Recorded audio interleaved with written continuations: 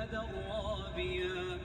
ومما يوقدون عليه في النار ابتغاء حلية أو متاع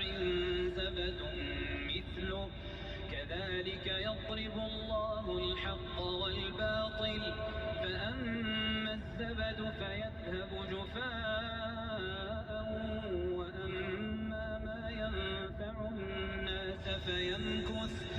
وأما ما ينفع الناس فيمكث في الأرض كذلك يضرب الله الأمثال للذين استجابوا لربهم الحسنى والذين لم يستجيبوا له لو أن لهم ما في الأرض جميعا ومثله معه لافتدوا به أولئك لهم سوء الحساب ومأواهم جهنم وبئس المهاد أفمن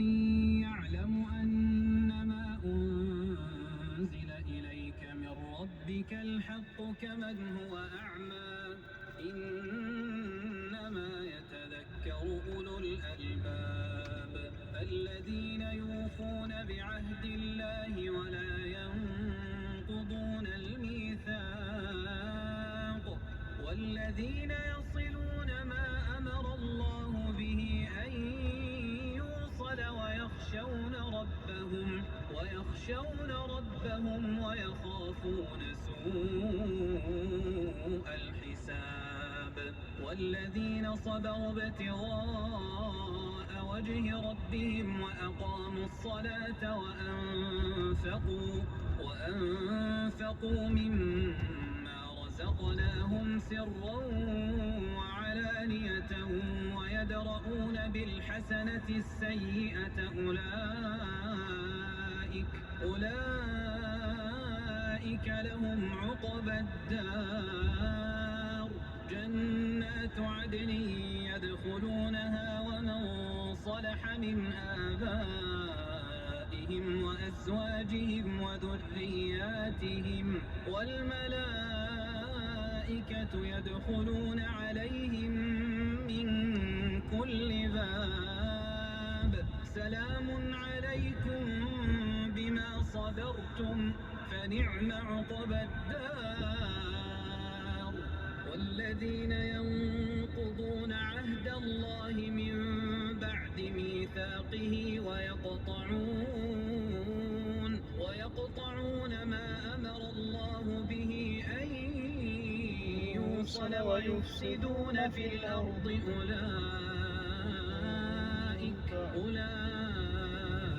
أولئك لهم اللعنة ولهم سوء الدار الله يبسط الرزق لمن يشاء ويقدر وفرحوا بالحياة الدنيا وما الحياة الدنيا في الآخرة إلا متاع ويقول الذين كفروا لولا أنزل عليه آية من ربه قل إن الله يضل من يشاء ويهدي إليه من أناب الذين آمنوا وتطمئن قلوبهم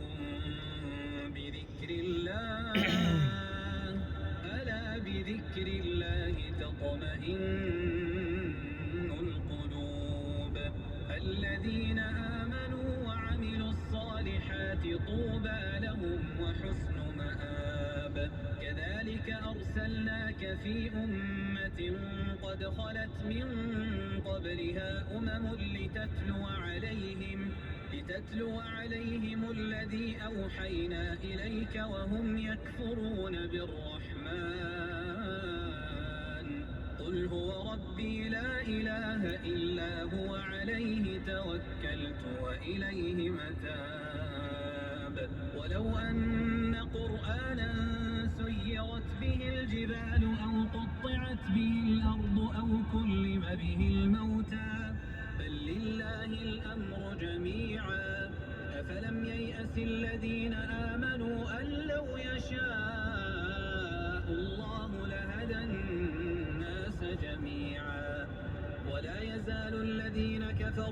تصيبهم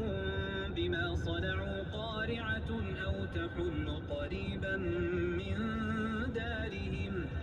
تحل قريبا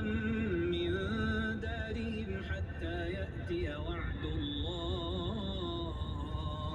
إن الله لا يخلف الميعاد ولقد استهزئ برسل من قبلك فأمليت للذين كفروا ثم أخذتهم فكيف كان عقاب أفمن هو قائم على كل نفس بما كسبت وجعلوا لله شركاء قل سموهم أم تنبئونه بما لا يعلم في الأرض أم بظاهر من القول بل زين للذين كفروا مكرهم وصدوا عن السبيل ومن يضلل الله فما له من هاد لهم عذاب في الحياة الدنيا ولعذاب الآخرة أشق وما لهم من الله من واق مثل الجنة التي وعد المتقون تجري من تحتها الأنهار أكلها دائم وظلها تلك عقبى الذين اتقوا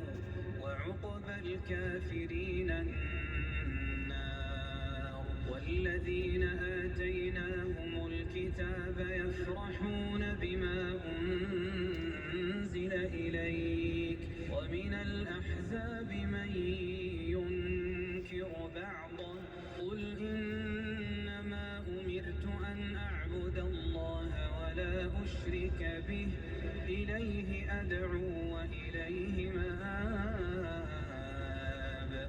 وكذلك أنزلناه حكما عربيا